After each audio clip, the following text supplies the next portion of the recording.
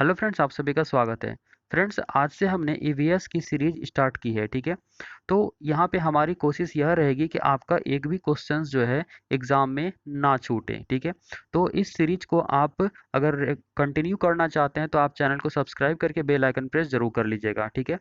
तो देखिए, इसमें हम क्या करने वाले हैं, तो सबसे पहले हम क्या करेंगे, क्लास 3 to 5 का ईवीएस का जितना भी सेक्शन होता है, इसमें जितना भी पेडागोजी टर्म होता है या फिर जितना भी ईवीएस का जो 6 थीम होता है, ये आपको पता है, ठीक है। तो इन सारे थीम को और साथ ही साथ इसमें जितने पेडागोजी टर्म्स होते हैं सारे को कवर करेंगे। और साथ ही साथ आपको हम ये भी बताएंगे कि क्वेश्चंस जो है इसमें किस तरह से पूछे जाते हैं। तो आप पूरे सीरीज में बने रहिएगा, चैनल को सब्सक्राइब जरूर कर लीजिए। आज सीरीज का फर्स्ट पार्ट है, तो चलिए आज शुरू करते हैं, ठीक है।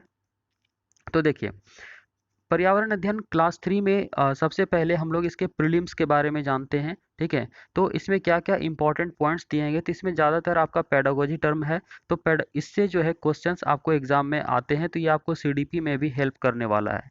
इसलिए पूरे को ज़रूर ध्यान से देखिएगा, क्योंकि हर एक चीज़ इसमें आपके लिए इंपॉर्टेंट है और हर एक चीज़ से जो है क्वेश्चन आता है। और इसमें क्या पॉजिटिव वर्ड्स होते हैं, क्या निगेटिव वर्ड्स होते हैं, उन सारे चीज़ों के बारे में हम लोग इसमें डिस्कस करने वाले हैं, ठीक है। तो चलिए, आई होप कि आपको समझ में आ गया हो कि हम लोग क्या करने वाले हैं, ठीक है। तो चलिए शुरू करते हैं। तो देखिए, क्लास 3 का ये है, इसके बाद क्लास 4 का स्टार्ट करेंगे, फिर क्लास 5 का स्टार्ट करेंगे, ठीक है। तो ये प्रीलिम्स है, स्टार्टिंग है, इसमें हम लोग पेडागोजी क्या क्या टर्म्स हैं तो वो हम लोग सीखने वाले हैं आज को, ठीक है।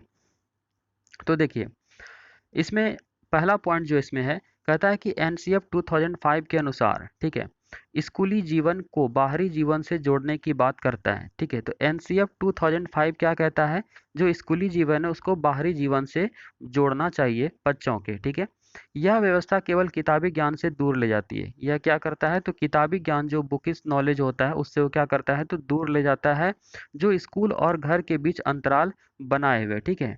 तो यहाँ पे क्या है कि जो स्कूल के बीच और घर के बीच जो अंतराल बनाए हुए उस चीज़ को क्या करता है, तो उनसे थोड़ा दूर ले जाता है, क्योंकि वो बाहरी जीवन से भी जोड़ता है, नेचर से भी जोड़ता है, ठीक है। इसलिए बच्चों को क्या करता है, टाइम टू टाइम जो है किसी जो ऐसे स्पॉट पे ले जाया जाता है जहाँ पे कि उन चीज़ों को वो प्रत्यक्ष दिखा सकता है और उनके बारे में जो है उन्हें बच्चों को बताया जा सकता है, या बच्चे स्वयं जो ज्ञान का सृजन करते हैं, ठीक है। चलिए, बहुत अच्छा, चलते हैं नेक्स्ट पॉइंट्स की ओर। देखिए फ्रेंड्स, नेक्स्ट पॉइंट्स में क्या कहता है कि बच्चों को कल्पनाशील गतिविधियां और सवालों की मदद से सीखने के दौरान अनुभव पर विचार करने के अवसर दिए जाने चाहिए, ठीक है। तो बच्चे जो कि जिनमें की कल्पनाशील गतिविधियां होती हैं और जो भी सवाल बच्चे के मन में होता है, तो उनकी मदद से सीखने के दौरान अनुभव पर विचार करने, क्या करने, तो अपने अनुभव जो है उन पर विचार करने का क्या करना चाहिए, तो अवसर देना चाहिए। तो फ्रेंड्स, आप लोग जब सीडीपी सॉल्व करते हैं तो वहाँ पे आपको ये वर्ड जरूर मिलता होगा, अवसर, ठीक है। तो आपको जिस भी ऑप्शन में अवसर मिले तो उस ऑप्शन को आप जो है टिक कर सकते हैं, ठीक है। वो आपका आंसर बेस्ट हो सकता है, ठीक है। क्योंकि अवसर में क्या होता है कि बच्चे जो है अपने ज्ञान का सृजन कर सकते हैं, उन्हें सृजन करने का मौका मिलता है, उनमें क्रिएटिविटी आता है, ठीक है। तो ये क्या हो गया, पॉजिटिव वर्ड। तो आप लोग कॉपी पेन लेके जरूर बैठिएगा, ताकि जो भी इसमें पॉजिटिव वर्ड्स आए उसको आप नोट डाउन भी करते चलिएगा, ठीक है। चलिए नेक्स्ट देख लेते हैं। देखिए, इसमें क्या कहता है कि बच्चों को जगह समय और आज़ादी दी जाए तो बच्चे बड़ों द्वारा सूचना सामग्री से जुड़कर और जूझ कर नए ज्ञान का सृजन करते हैं। तो देखिए, यहाँ पे एक वर्ड क्या मिल गया, हमारा सृजन। तो कैसे करते हैं सृजन, तो बच्चों को जब जगह समय और आज़ादी दी जाए, ठीक है। तो जब बच्चे को जब आज़ादी मिलेगा, ठीक है, तो देखिए आज़ादी बहुत एक्सेस भी नहीं देना है, लेकिन हाँ आज़ादी देना है। तो उन्हें देखना है कि केवल अब ये देखना है कि उन्हें मॉनिटर करना है कि बच्चे सही दिशा में जा रहे हैं अथवा नहीं, ठीक है। तो यहाँ पे क्या है, बच्चों को आज़ादी दी जाए तो बच्चे बड़ों द्वारा सूचना सामग्री से जुड़कर और उनसे जूझकर या फिर लड़कर जो है नए ज्ञान का क्या करते हैं, वो तो सृजन करते हैं। तो यहाँ पे सृजन वर्ड को आप लोग नोट डाउन कीजिएगा। तो जहाँ पर कि आपका सृजन वर्ड मिले वो क्या होता है, तो पॉजिटिव वे की तरफ ले जाता है, ठीक है, और वो ऑप्शन आपका बेटर होता है। चलिए, बहुत अच्छा, इन्हें बच्चों को आज़ादी भी दी जानी चाहिए। चलिए next question, sorry, next point क्या है कि सृजन और पहल को, यहाँ पे देखिए क्या वर्ड है, सृजन और पहल को विकसित करने के लिए जरूरी है कि हम बच्चों को सीखने की प्रक्रिया में पूरी भागीदार माने और बनाएं, ठीक है। उन्हें ज्ञान की निर्धारित खुराक का ग्राहक मानना छोड़ दें। ठीक है, देखिए इसमें क्या कहता है कि जो सृजन या फिर पहल, बच्चे क्या होते हैं, क्रिएटिव होते हैं। ठीक है, तो सृजन और पहल को, इन चीज को क्या करने के लिए, तो विकसित करने के लिए जरूरी है, क्या जरूरी है कि हम बच्चों को सीखने की प्रक्रिया में पूरी भागीदार माने। ठीक है, पूरी भागीदार माने और उन्हें पूरी भागीदार बनाए भी।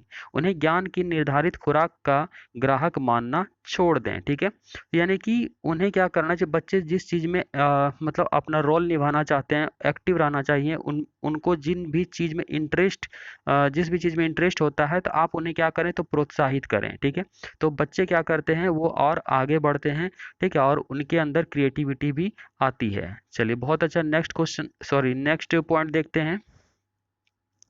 देखिए इसमें क्या कहता है कि शिक्षण और मूल्यांकन की विधियां इस बात को तय करती हैं कि क्या, तो शिक्षण और मूल्यांकन। ठीक है, तो शिक्षण और मूल्यांकन की जो विधियां होती हैं, ठीक है, जो मेथड्स होते हैं, तो इस बात को तय करती है कि पाठ्य पुस्तक, ठीक है, तो स्कूल में बच्चों के जीवन मानसिक दबाव तथा बोरियत की जगह खुशी का अनुभव कराने में कितनी सिद्ध होती है। ठीक है, तो देखिए जो टीचिंग मेथड होते हैं या फिर जो इवेल्युएशन के जो भी मेथड होते हैं, तो वो क्या तय करती है, तो इस बात को तय करती है। फ्रेंड्स यहाँ पे देखिए ये जो बातें लिखी हुई है आपको पेडागोजी टर्म्स के लिए बहुत इंपॉर्टेंट हैं। ठीक है, तो बहुत सारे पॉइंट्स ऐसे आपको मिलेंगे जो कि पेडागोजी के लिए इंपॉर्टेंट होने वाले हैं। ठीक है, तो देखिए शिक्षण और मूल्यांकन की विधियां क्या तय करती हैं, तो यह तय करती हैं कि पाठ्य पुस्तक स्कूल में बच्चों के जीवन मानसिक दबाव तथा बोरियत की जगह क्या चीज का करे, तो खुशी का अनुभव कराने में जो है कितनी प्रभावी सिद्ध होती है, तो ये डिटरमाइन कहाँ से होता है, तो शिक्षण और मूल्यांकन की विधियों से, यानी कि ये जो है मेथड जो है अच्छे होने चाहिए। ठीक है, चलिए नेक्स्ट पॉइंट देखते हैं। देखिए इसमें क्या कहता है कि इस आयु वर्ग के बच्चे, 21 आयु वर्ग के जो क्लास 1 to 5 तक के होते हैं। ठीक है, तो देखिए खास करके यहाँ पे ईवीएस है तो क्लास 3 to 5 का ही बात होगा, लेकिन यहाँ पे हम क्लास 1 to 5 का जो आपका एग्जाम होता है उसकी बात करते हैं कि इस आयु वर्ग के जो बच्चे होते हैं, ठीक है, अपने परिवेश को समग्र रूप में देखते हैं। तो इस आयु वर्ग के बच्चे क्या देखते हैं, अपने परिवेश को समग्र रूप में देखते हैं, ओवरऑल देखते हैं। ठीक है, यानी कि क्या हुआ कि इससे जुड़े किसी भी विषय को विज्ञान अथवा सामाजिक अध्ययन के रूप में नहीं, मतलब ये नहीं कि विज्ञान सेक्शन अलग हो गया, सामाजिक सेक्शन अलग हो गया, वो समग्र रूप से ओवरऑल सभी चीज को देखते हैं। ठीक है, वो कैटेगराइज नहीं कर पाते हैं। चलिए बहुत अच्छा, नेक्स्ट पॉइंट देखिए ये बहुत इंपॉर्टेंट है। ठीक है, इससे कई बार जो है एग्जाम में क्वेश्चन आ चुके हैं। आपको बता दें फ्रेंड्स कि ये सारा क्लास 3 का जो प्रीलिम्स होता है, सबसे स्टार्टिंग वाला जो होता है, उसी में ये सारी चीज़ें दी हुई हैं। ठीक है, और वहाँ से क्वेश्चंस आता ही है। आप देख रहे हैं कि कितने सारे पेडागोजी के टर्म यहाँ पे मिल रहे हैं। तो देखिए पर्यावरण अध्ययन को 6 थीमों में बांटा गया है। तो 6 थीम क्या क्या हैं, तो ये आपको बहुत इंपॉर्टेंट है, इससे एग्जाम में जो है क्वेश्चंस आते ही हैं, तो ये करना आपके लिए बहुत जरूरी है। तो 6 थीम कौन कौन से हैं, तो परिवार मित्र है पहला, ठीक है, दूसरा है भोजन, तीसरा है आवास, चौथा है यात्रा, ठीक है, फिर है पानी, ठीक है, और छठा है कि हम चीजें कैसे बनाते हैं। ठीक है, तो ये हमारा 6 थीम हो गया। तो इसको आप लोग जो है स्क्रीनशॉट भी ले सकते हैं, तो आप लोग स्क्रीनशॉट इसका जल्दी से ले लीजिए सभी, इसको पॉज करके आप स्क्रीनशॉट ले लीजिए। ठीक है, तो ये 6 थीम आप लोग याद रखिए, क्योंकि इसमें से क्वेश्चंस आपको आ जाता है। ठीक है, कि इनमें से कौन सा जो है 6 थीम में से नहीं आता है, तो 4 ऑप्शन में अगर आपको छो पता रहेगा, तो 4 ऑप्शन में से आप आसानी से उसको हटा सकते हैं। ठीक है, चलिए बहुत अच्छा, next question, sorry next point देख लेते हैं। देखिए इसमें क्या कहता है कि प्रमुख सकारात्मक बिंदु। अब यहाँ पे देखिए बुक में जो आपका कुछ कुछ इम्पोर्टेंट जो पेडागोजी के टर्म के सकारात्मक बिंदु हैं, तो वो यहाँ पे हमने कुछ नोट किया है। ठीक है, तो इस बिंदु को आप लोग देख लीजिए, तो आपको पेडागोजी सेक्शन में बहुत हेल्प मिलने वाला है। ठीक है, देखिए बाल केंद्रित शिक्षा हो। ठीक है, यानी कि बुक में इस चीज का बात मेंशन किया हुआ है क्लास 3 के बुक में कि शिक्षा कैसा हो, तो बाल केंद्रित हो, यानी बालक को केंद्र में रखा जाए, बालक के अनुसार जो है पढ़ाई जो है उसमें शिक्षण अधिगम प्रक्रिया की जाए, ये ना कि शिक्षक के अकॉर्डिंग। ठीक है, चलिए ये बहुत अच्छा पॉइंट है। दूसरा देखते हैं, बच्चों को स्वयं खोज कर पता करने का अवसर मिले। तो यहाँ पे देखिए एक वर्ड मिलता है फिर से अवसर। ठीक है, तो इस पॉइंट को आप लोग नोट कीजिएगा, यहाँ पे अवसर, जिस भी ऑप्शन में अवसर मिले वो सकारात्मक की ओर ले जाता है। ठीक है, और जहाँ पे बाल केंद्रित मिले वो भी सकारात्मक पॉइंट होता है, उसको आप सेलेक्ट कर सकते हैं। ठीक है, तीसरा देखिए रटने की प्रवृत्ति कम हो, तो जहाँ पे रटना मिले वैसे ऑप्शन को देख के आप हटा सकते हैं। ठीक है, अगर निगेटिव क्वेश्चन रहा तो आप ऐसे ऑप्शंस को सेलेक्ट कर सकते हैं। तो ये रटने की प्रवृत्ति क्या हो तो कम होना चाहिए, जहाँ भी रटने की बात हो, जहाँ भी कंठस्थ करने की बात हो, तो ठीक है, जहाँ पे मेमोराइज करने की बात हो, ठीक है, रोट मेमोरी जहाँ पे भी बात होगी तो उसको आपको नेग्लेक्ट करना है।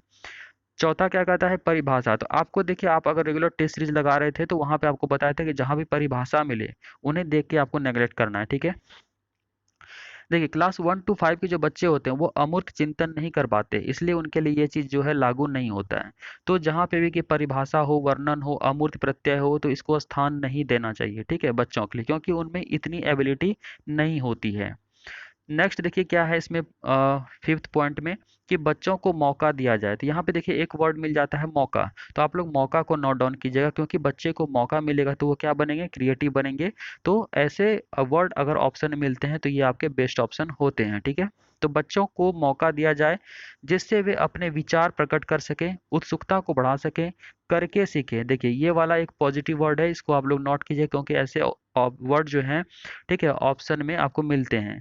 फिर क्या है, प्रश्न करे तथा प्रयोग कर सके, तो ऐसे ये सब भी आपको ऑप्शन में मिलेंगे। तो जहां भी ऑप्शन में इस तरह के वर्ड्स मिलते हैं तो आपको उसको आंसर कर देना है, वो आपका आंसर होता है, सकारात्मकता की ओर ले जाता है। बाकी यहाँ पे ये जितनी भी बातें हैं ये क्या है, तो नकारात्मक बातें हैं। ठीक है, चलिए बहुत अच्छा। देखिए नेक्स्ट पॉइंट क्या कहता है, कि बच्चों में कुछ बातों के प्रति संवेदनशीलता विकसित करने के लिए, ठीक है, तो बच्चों में कुछ बातों के प्रति क्या, तो संवेदनशीलता विकसित करने के लिए, उनके बारे में कुछ सोचने के लिए, कि बच्चे उसके बारे में ज़्यादा अलर्ट रहें, सीखें समझें, विकसित करने के लिए अक्सर किस्से कहानियों का इस्तेमाल महत्वपूर्ण माना गया है। ठीक है, तो यहाँ पे देखिए क्वेश्चन में जो है किस्से कहानियों का क्या इंपॉर्टेंट रोल हो गया, तो संवेदनशीलता विकसित करने के लिए, इसको याद रखिएगा। ठीक है, ताकि ऑप्शन में जब इस तरह की बातें मिले, किससे कहानियों का इंपॉर्टेंस, तो वहाँ पे संवेदनशीलता जो है ज़्यादा इंपॉर्टेंट माना जाएगा। ठीक है, चलिए देखिए नेक्स्ट पॉइंट में क्या कहता है, कि कक्षा 3 से 5 की पाठ्य पुस्तक में, जो कक्षा 3 से 5 तक के पाठ्य पुस्तक होते हैं, तो उसमें प्रयुक्त भाषा औपचारिक नहीं है। क्या नहीं है, देखिए इस पे भी क्वेश्चन आ चुका है, तो इसको भी एकदम से इंपॉर्टेंट स्टार लगा सकते हैं। कक्षा 3 से 5 की पाठ्य पुस्तक में प्रयुक्त भाषा औपचारिक नहीं है, बल्कि बच्चों की बोलचाल की भाषा है। क्या है, बच्चों की बोलचाल की भाषा है, तो इस पर भी क्वेश्चन आपको आ चुका है। ठीक है, तो इसको आप लोग नोट डाउन जरूर कीजिएगा। फ्रेंड्स अभी तक आप चैनल सब्सक्राइब नहीं किए तो सब्सक्राइब कर लीजिए, क्योंकि रेगुलर टेस्ट यहाँ पे जो ये क्लासेस है और जो टेस्ट सीरीज इसके रिगार्डिंग होगा तो वो हम लाते रहेंगे। ठीक है, चलिए देखिए नेक्स्ट पॉइंट क्या कहता है, कि ज्ञान सृजन के लिए बच्चों का क्रियाशील होना जरूरी है।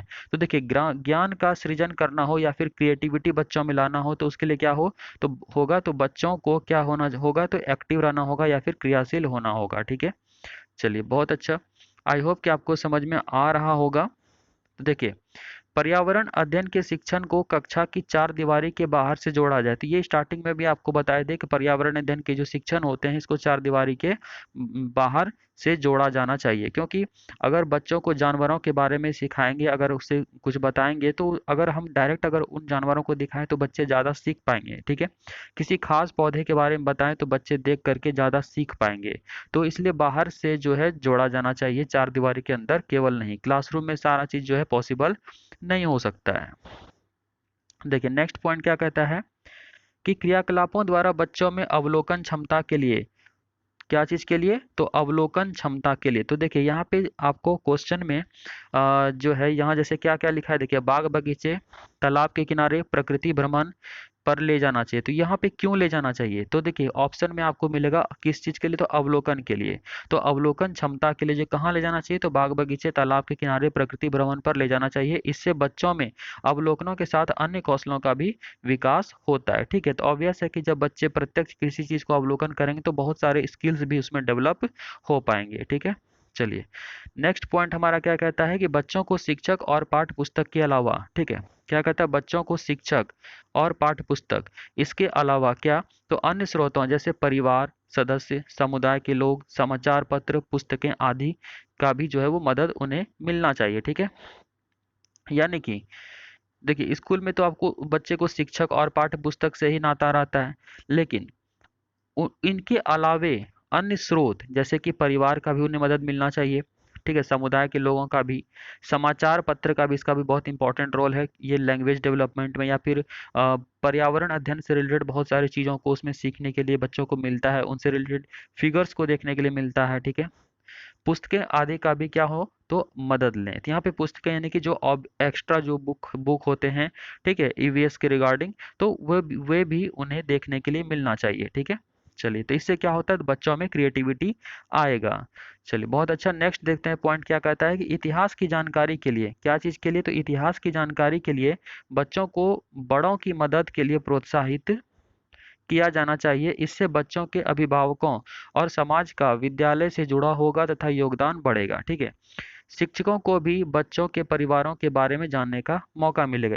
इसमें ये कहा जा रहा है कि जो भी इतिहास से संबंधित कुछ बातें हैं, ठीक है, आप गांव घर में, या फिर आप ये जानते हैं कि जो छोटे बच्चे हैं, उन्हें बूढ़ी नानी दादी जो है कहानियाँ सुनाती थी, तो वो क्या होगा, कुछ इतिहास से संबंधित इसी तरह की बातें होती हैं जो कि उसे सुनने में, बच्चे को सुनने में बहुत ही मज़ा आता है, और वो कुछ पुरानी चीज़ों को सीख पाते हैं।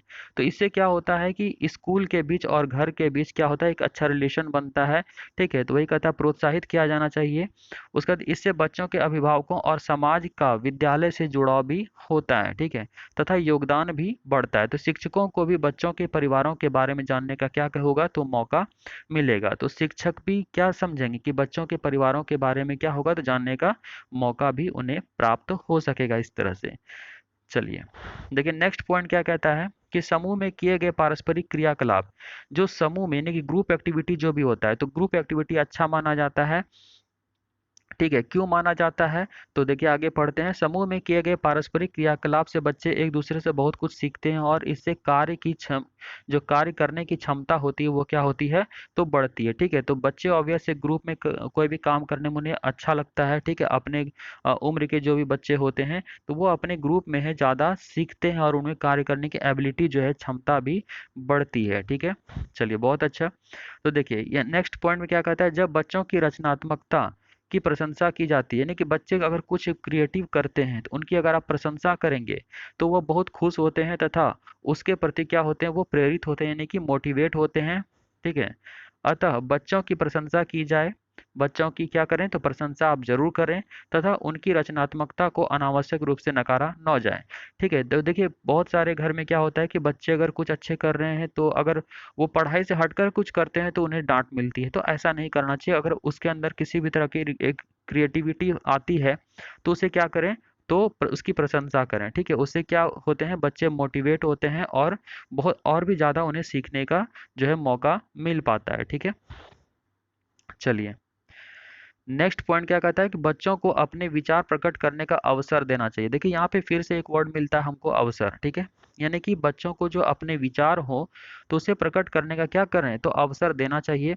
उन्हें पर्याप्त समय देना चाहिए, क्योंकि हर बच्चा अपनी गति से सीखता है। तो यही होता है आपका इंडिविजुअल डिफरेंसेस, ठीक है। तो अपने उसके मतलब क्या कहते हैं, प्रत्येक बच्चे को विचार प्रकट करने क्या दें, तो अवसर दें, ठीक है। उन्हें पर्याप्त समय दें, क्योंकि हर बच्चा एक गति से नहीं सीख पाता है, ठीक है। कोई जल्दी सीख लेता है, कोई उसी चीज़ों को धीरे सीखता है, ठीक है। चलिए, नेक्स्ट पॉइंट देखिए हमारा क्या कहता है कि अध्यापक बच्चों की आवश्यकता, पढ़ाने का तरीका तथा स्थानीय स्थिति के अनुरूप अपने मूल्यांकन में तरीके स्वयं निर्धारित करें, ठीक है। तो देखिए मूल्यांकन जो तरीके होते हैं, वो अध्यापक को ही डिटरमाइन करने चाहिए कि बच्चे किस तरह से सीखते हैं, या बच्चों का मूल्यांकन किस तरह से किया जाए, ये अध्यापक को ज़्यादा पता होता है, ठीक है। तो अध्यापक बच्चों की आवश्यकता, पढ़ाने का तरीका तथा स्थानीय स्थिति के अनुरूप अपने मूल्यांकन में तरीके स्वयं निर्धारित करें, ठीक है। चलिए, बहुत अच्छा। इसीलिए यहाँ पे कहता है जो मानक तरीके होते हैं उन्हें जनरली नेग्लेक्ट किया जाता है। तो यहाँ पे अध्यापक को यह निर्धारित करना चाहिए कि बच्चों का मूल्यांकन किस तरह से किया जाए, बच्चों को का जो पढ़ाने का तरीका होता है बच्चों को, वो कैसे किया जाए, ठीक है। चलिए, देखिए नेक्स्ट पॉइंट क्या कहता है कि एनसीईआरटी ने मूल्यांकन पर समझ बढ़ाने के लिए, ठीक है, किसने, तो एनसीईआरटी ने किस पर, तो मूल्यांकन पर समझ बढ़ाने के लिए स्रोत पुस्तक तैयार की है। तो उस मूल्यांकन पर समझ बढ़ाने के लिए कि अध्यापक ज़्यादा जो है मूल्यांकन को अच्छे तरीके से समझ सके, तो एक स्रोत पुस्तक तैयार की है, ठीक है। जिससे कि शिक्षक जो हैं इस स्रोत पुस्तक के मदद से मूल्यांकन के तरीके को बेहतर समझ सकते हैं, ठीक है। देखिए नेक्स्ट पॉइंट क्या कहता है कि बच्चों के कौशलों का मूल्यांकन उनके द्वारा की गई क्रियाओं, तो बच्चे जो भी एक्टिविटी करते हैं कहाँ, तो कक्षा अथवा कक्षा के बाहर, तो उसी के अनुरूप हो। तो बच्चे के कौशल जो स्किल्स होते हैं उनका मूल्यांकन कैसे हो, तो बच्चे जो भी काम करते हैं चाहे वो कक्षा के अंदर करते हैं चाहे वो कक्षा के बाहर करते हैं, तो उसी के अनुरूप होना चाहिए। ठीक है, तो यहाँ पर जितने भी आप देख रहे हैं कि टर्म्स आ रहे हैं वो सारे पेडागोजी से रिलेटेड हैं। ठीक है, चलिए देखिए नेक्स्ट पॉइंट में क्या कहता है कि मूल्यांकन एक सतत प्रक्रिया है। तो ये आपको पता ही है, मूल्यांकन क्या है, एक सतत प्रक्रिया है। अतः विभिन्न परिस्थितियों में जैसे अवलोकन करना, प्रश्न पूछना, ड्राइंग अथवा चित्रकारी करना, समूह में चर्चा करना आदि के दौरान मूल्यांकन होना चाहिए। देखिए मूल्यांकन कब होना चाहिए, जब बच्चे को कोई भी चीज़ टीचिंग कराया जा रहा है। ठीक है, जब बच्चे को टीचिंग कराया जा रहा है तो उस दरमियान ही बच्चों का इवेल्युएशन हो तो ज़्यादा बेहतर है। तो आप देखे होंगे कि अगर आप छोटे बच्चे को पढ़ाए होंगे तो जो चैप्टर है तो जो छोटा छोटा टॉपिक होता है, जैसे कि मान लीजिए एक चैप्टर में 4-5 टॉपिक कवर किया गया है। ठीक है, तो हर एक टॉपिक के बाद जो है 2-4 क्वेश्चंस रहता है, फिर एक टॉपिक स्टार्ट हुआ फिर 2-4 क्वेश्चंस रहता है। तो ये क्या हुआ कि पार्ट के दरमियान में ही वो क्वेश्चंस जो है इसको दे दिया जा रहा है। ठीक है, तो ये ज़्यादा बेहतर होता है। लेकिन अगर मान लीजिए हर एक टॉपिक पूरा टॉपिक कवर करके लास्ट में अगर एक ही बार वो क्वेश्चन सारे का दे दिया जाएगा, इसका भी इसका भी इसका भी, तो बच्चे क्या होंगे, तो कंफ्यूज हो जाएंगे और उन्हें बहुत ज़्यादा सीखने का मौका भी नहीं मिल पाएगा। ठीक है, तो यही कहा जा रहा है इसमें। देखिए अतः विभिन्न क्रियाकलाप एवं प्रश्न पाठ के अंदर ही हो, यानी कि जो बहुत सारी जो एक्टिविटी हो क्या हो, पाठ के अंदर में ही हो, अंत में नहीं। तो देखिए इस पर भी क्वेश्चन आया हुआ है।